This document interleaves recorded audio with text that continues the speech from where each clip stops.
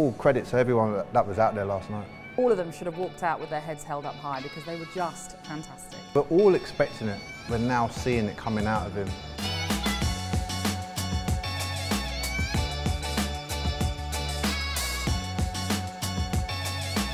Welcome to the pre-match pint with London Pride. We're here at the Fuller's Brewery and Shop in Chiswick. Bees fans, get yourself down here for 10% off. And joining me this week is the ambassador, Marcus Gale and Natalie Sawyer. Thank you both for joining me. Cheers. Cheers, cheers. And a very special toast this week to a very special Brentford fan, Michelle Glasser. Oh, yes. Who's been nominated for This Girl Can Grassroots Sportswoman of the Year with the Times. Well done, Michelle. Very much deserved nomination. Brentford fans, get online and vote for Michelle. Marcus, Natalie and I have seen her at Brentford games. Yeah. Everyone will recognise Michelle, I'm sure, from the big screens, from Wembley, Yes. all those montages. They see them at every match. You know her very well. Talk to me about how special she is. She has a heart of gold, as we all should know. She does a lot for the local community, and the work she's currently doing with the young offenders and trying to rehabilitate them, get them back out into the workforce and get that sort of opportunity is brilliant. So I'll be there on the weekends. So yeah, tell us about this. Every week, is it every week that? Not every week, but right. there's particular days. So there's a park run, right? Park run, 5K. I'm not sure if I'm going to be running as much, but you know, I'll be out there in my spandex, keeping warm. I'll come down one week. You need to come down, yeah, and you, Natalie. Sure. Yeah. You need to come down. Come on. No, I could definitely come down. I might just join you on the sidelines, but not in spandex. Cool. To be fair, the amount that Michelle does for us in the club, it's only right that I do get myself down there. So yeah, that one's to you, Michelle. Also, we're going to get onto the football in particular in a bit, but I want to chat about. This is filmed after last night's game against Chelsea. We had the Resus UK Council link up as part of the Heart of West London campaign. It was a brilliant night. A massive shout out, by the way, to Nitty, Greg, Ella, who have put the whole campaign together with a lot of other people getting involved, with a lot of support throughout the club and from external people. But fair play to you guys, because so much has gone into this. It all came together really nicely, I thought, last night with a CPQR code on the shirt that we can see here. The warm-up shirts. Marcus, as an ambassador for the club, how proud are you seeing these kind of campaigns that the club are running? Oh, very proud, extremely proud. Is that we're responsible, we're aware of the seriousness of what's going on, and it's quite close to home as well. So we need to be in a position of we can help raise awareness and get people trained up as well. I think that's one of the main things, is being able to save a life if it's needed. Me personally, I need to learn it. You know, we've seen the video that went out last week. It's only 2 minutes, you can learn this stuff, and it's vital. So it's a brilliant campaign. On that, if you haven't seen, obviously Keane Lewis Potter and Maz Roslev have done a brilliant demonstration. So as Marcus says, if you can spare 2 minutes, it can literally save a life. So it's all worth it. Natalie, yeah, again, Marcus kind of touched it there. There's a long history with this and the club, obviously. We also saw this week the announcement that it would be called the Robert Rowan Performance Centre. Yeah. How amazing is that as well, the legacy of Rob living on? Well, it's the acknowledgement, isn't it, of the great work that he started at the club, and it's just so sad that he's not still with us to have seen us reach the Premier League. So I think it's wonderful that the club have named the training ground after him, or the training complex after him. And yeah, what we witnessed yesterday before that Chelsea game was incredible. Learning all the time about what we can all do individually to help somebody. And I know before we started recording this, we were talking about how lots of heart issues affects all families. I have it in my family. My grandfather died of a heart attack. My father had to have a heart triple bypass. So we all have some sort of connection in some way. So to be able to learn this, and it only takes a few minutes to learn it. I've watched the video. I've got it in my head now. I know exactly what I need to do. It's brilliant. So I think if we can all just have that knowledge, and we've learnt that through our club, I think that's just fantastic. It was amazing. And thank you also to everyone that did share their stories at the game yesterday. And look, that is only the start of a long-standing campaign for Heart of West London. Also, the shirts that the players are wearing with the code on the front of them, they'll be going up for auction, I believe, at the start of next week or some point next week. The players are also going to sign them for us. Getting on to the football. It was a weird one, right? I went to the Express after with a Chelsea mate, and we both sat there and we were like, are you disappointed or am I disappointed? Neither of us could work out who was disappointed. Marcus, how did you feel coming out of the ground? A little bit disappointed. I think we played so well, put a lot of energy into it. You can tell by the first whistle how we pressed, we set the tone straight away, and we rattled Chelsea, to be honest. So I felt we deserved it. We just edged it in terms of how we performed.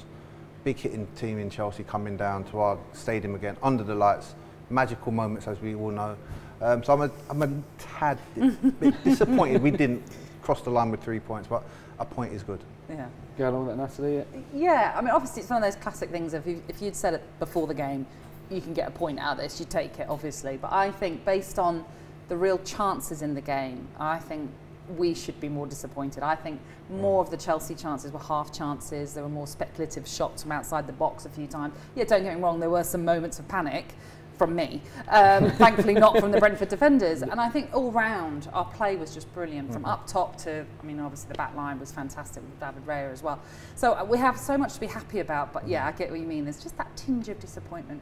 The last 15 for me was one. Let's not be around the bush. They were brilliant, I thought, Chelsea in the last 15. Yeah. But how well did we defend, Marcus? And this is where, look, your leader Pontus Jansson's not in that back line at the moment. Christian Norgard, who in the midfield does so much from a defensive point of view as well. You've got people like Zanka, who came in last night, who I thought was phenomenal. Mads again at right wing back. Ben Mee, I mean, I'm scratching my head going, how did we get this man on a free shot? Like, seriously, he just gets Rolls Royce defender. Then, of course, Ethan, who I want to speak about in a bit. But let's speak about that unit first, because it's 2 clean sheets in a row. So how big is that, Marcus, as well? It's huge. Once you can keep a clean sheet, you know you've got the capabilities to go forward and get goals. So once you have that foundation, that sets the tone for everyone. And we saw last night again the blocks that were going in, the saves that were made. Well, it's a clean sheet with blocks. It's not a clean sheet because they've missed their chances. It's because they have put in such hard graft, those defenders, and they all of them should have walked out with their heads held up high because they were just fantastic. They couldn't get past them. That's what I didn't mention.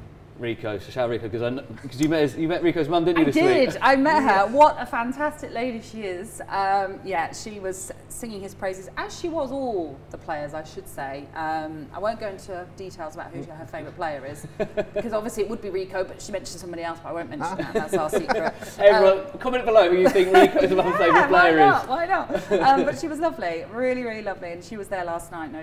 She'd messaged me as well to say she was going to be there. So is it true that she watches the show? She also likes this show. There we go. Toast to Rico's mother. Absolutely. Hope you're enjoying the show so far. I want to talk about I didn't actually do the proper toast. Ethan Pinnock. Last time we were here, we spoke about a difficult comeback for him up at Newcastle. Tough for all the players. Him in particular, kind of maybe not had the first game back he would have liked. Last night, wow. One moment in particular.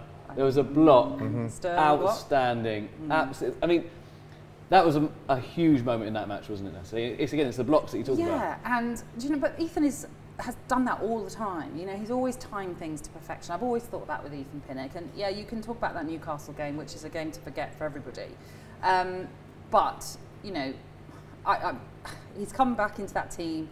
Brighton game again, solid defensively, and then yesterday, like you say, that block. I mean, you've got to, you know, the trickery that a player like Sterling can provide in a team. So you've just got to watch the ball, and time it to perfection. And he was outstanding, absolutely outstanding. It was so good to have him back, so good to have him back. And another man, it's amazing to have back because he seems like a completely new player almost. Is this Matt Frank the Tank? Yeah. Marcus. Living up to his name. The last 2 games. Did you? This is not being disrespectful to Frank. Did you see this coming? I'm expecting it from Frank. I think Frank's expecting it. We're all expecting it. We're now seeing it coming out of him on a consistent basis. I know it's only a couple of games, but what a great time to come in and show your worth, the quality that he has, and what he can really bring this team.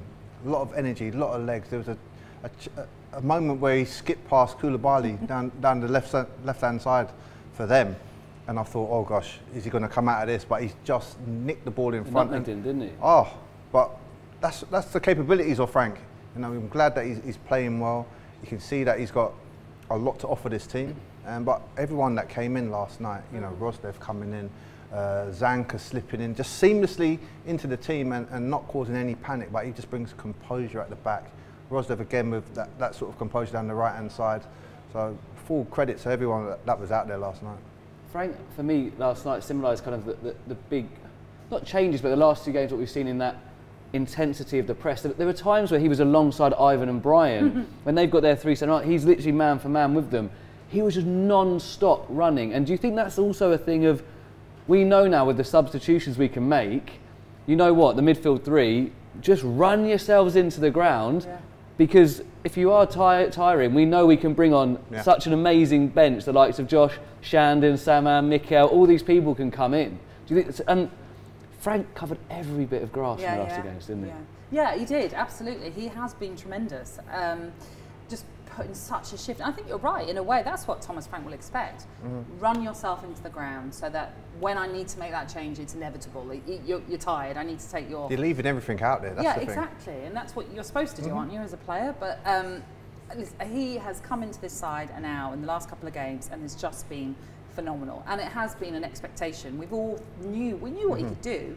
It's taken time, and it's just a confidence thing at the end of the day as well. You know, 2 good results, back-to-back 2 good results for us, and 2 great performances from him as well. Yeah, well look, taking that confidence into Villa Park on Sunday. Marcus, this filming is before their game against Fulham.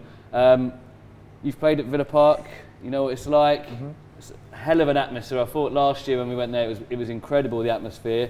Look, whatever you're saying about noise around individuals at that club, we know Ollie Watkins, how good he is. We know how good Ezri Konsa is. We know how good so many of these players are. It's going to be a hell of a game on Sunday, isn't it? It's going to be another great game. Look, Villa, they're not playing terrible. They're just not getting the rub of the green. They're not scoring enough goals, but at the same time, they're conceding some sloppy little goals as well. So they're not too bad. It's just how we go there.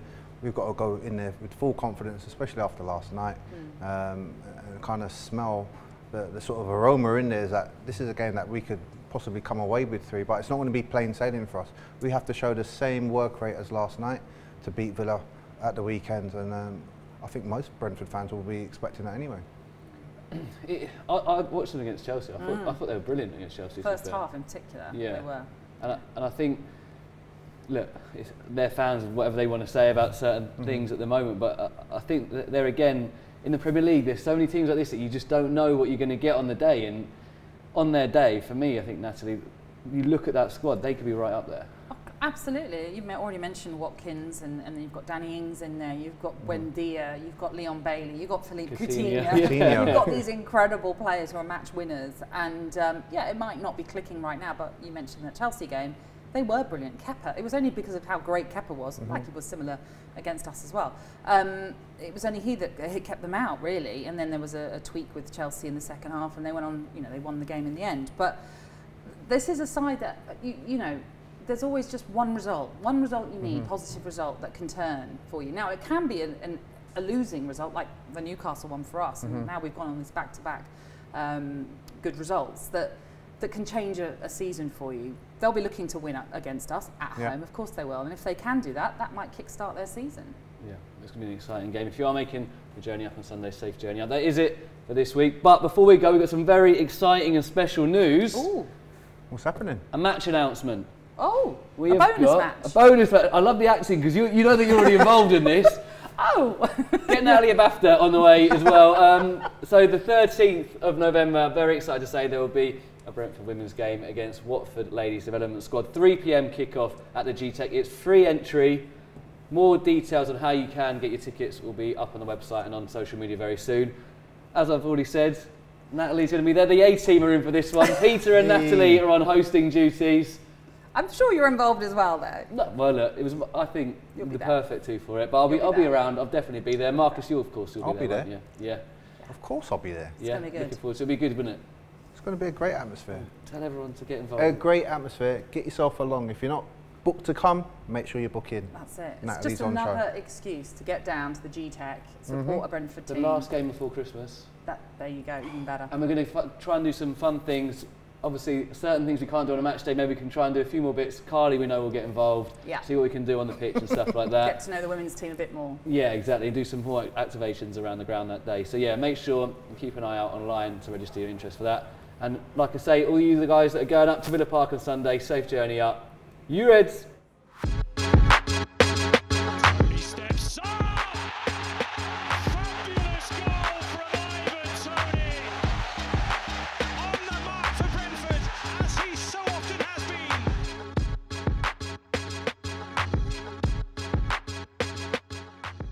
Ivan,